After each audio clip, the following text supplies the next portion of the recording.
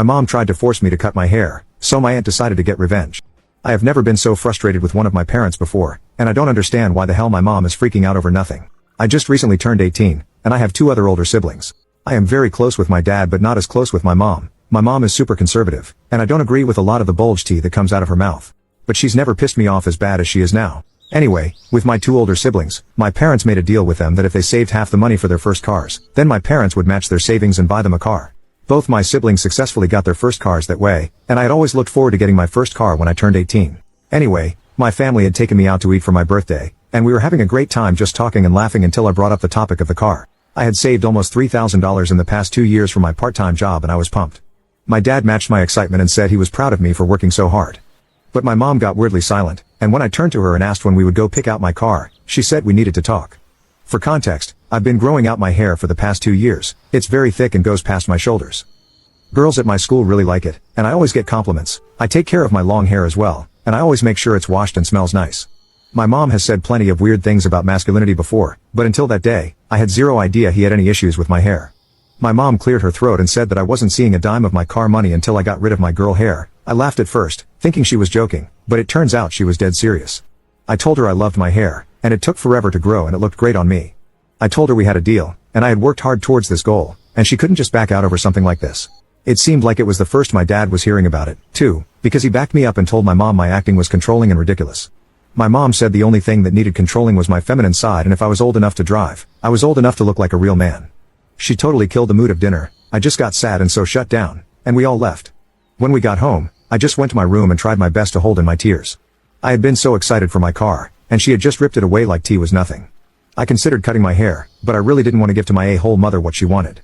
A couple of days went by, and the mood in our house was cold towards my mother. Both my siblings and my dad were mad at her on my behalf, but she wasn't budging. She said we were all being dramatic and that someone in the family needed to teach me not to be a sissy.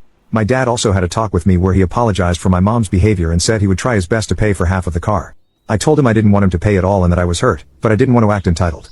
Well, I guess the news of my mom's behavior had started to spread to extended family members. And a few days after my birthday dinner, my favorite aunt called me and I had no idea how much the call would change my life. You can now check if there is a part 2 by clicking share and more. The aunt who called me was actually my mom's little sister, but she was nothing like her. She had always been my favorite aunt since she had always been sweet to me growing up. She had a really funny personality and a great career. My aunt never had kids and instead spoils me and my siblings with expensive gifts and trips. It didn't surprise me to hear from her after the news started to spread. As soon as I answered the phone, I could tell she was pissed off. I told my aunt everything that happened over the phone, and she went off telling me how sick she was of my mother. She said that she was an idiot and bigot and she wasn't the only one with some pocket change. She called my mother some names and made some jokes to cheer me up, and she ended the call saying she was going to make this all right. The call made me feel a lot better. Just to hear my aunt say that my mom was in the wrong and I deserved the car made me feel better. I didn't want to act like some spoiled brat, and I was just hurt and confused that my mom would choose to die on this hill. Well, the very next day after my aunt called me, my entire family was home, and it was around 6 p.m. I was in the living room with my dad and my siblings, and my mom was out.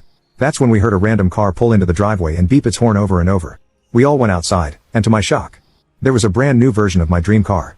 My aunt hopped out of the driver's seat with a huge smile on her face, ran up to me and gave me a big hug before yelling surprise. It only took me a second to understand what was going on. And when she hugged me again, this time she said, "You deserve this, buddy. Don't let anyone tell you that you don't deserve the things you worked hard for." I started crying as she pulled out of our hug. My aunt had always treated me well, but this was next level. It felt like a dream. My dad and my siblings were hugging me and congratulating me when my mom finally came out of the house to see what the commotion was. She looked livid when she noticed what was going on, and she yelled at my aunt first. She even tried to walk up to me and snatch the keys out of my hand. That's when my aunt physically got in between us and gave my mom a hard shove backward. She started screaming at my mom. She called her a failure of a parent and said if she wasn't gonna love her son, there were plenty of other people in the family who would.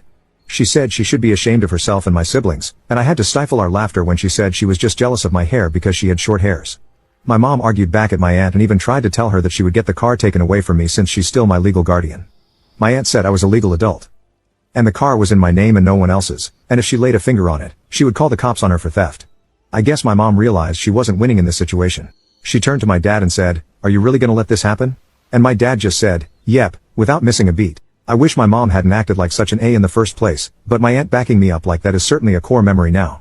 More than anything, my aunt's taught me about what kind of adult I want to grow up to be, and I just feel so loved and supported that my mom's bullshit means nothing to me now. You can now check if there is a part 3 by clicking share and more.